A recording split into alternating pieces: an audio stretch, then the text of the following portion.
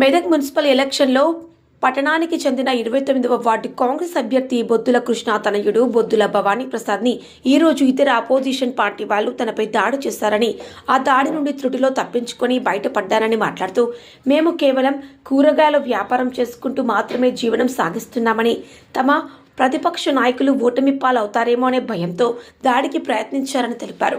మా యొక్క 29వ వార్డు ప్రజలందరూ ఇలాంటి ఘటనలు, సమస్యలు జరగకుండా ఉండాలంటే తన తండ్రి బొద్దుల కృష్ణకు కాంగ్రెస్ పార్టీకి ఓటు వేసి గెలిపించాలని విన్నవించుకున్నారు. దృశ్యం న్యూస్ ప్రతినిధి సిల్వర్ రాజేష్, మెదక్ జిల్లా.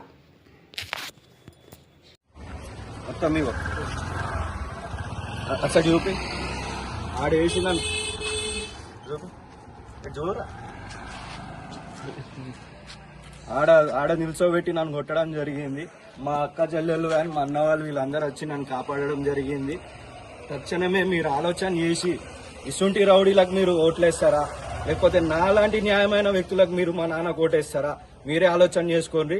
ఇంకా నేను మార్కెట్లో దౌర్జన్యం చేస్తున్నామని చెప్పి ఇట్లా మా పైన పలానా వ్యక్తులు కొంతమంది ఆరోపణలు చేస్తూ ఉన్నారు.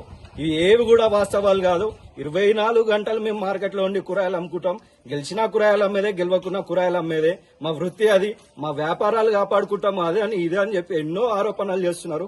దయచేసి మీరు ఇవన్నీ కూడా గమనించి ఎవరికి ఎలాంటి బుద్ధి చెప్తారో చెప్పాలని మీ అందరినీ కోరుతున్నాము. జై కాంగ్రెస్, జై కాంగ్రెస్, బొద్దుల కృష్ణ నాయకత్వం, మైనంపల్లి రైతన్న నాయకత్వం, హనుమంతరావు గారి నాయకత్వం. జై కాంగ్రెస్.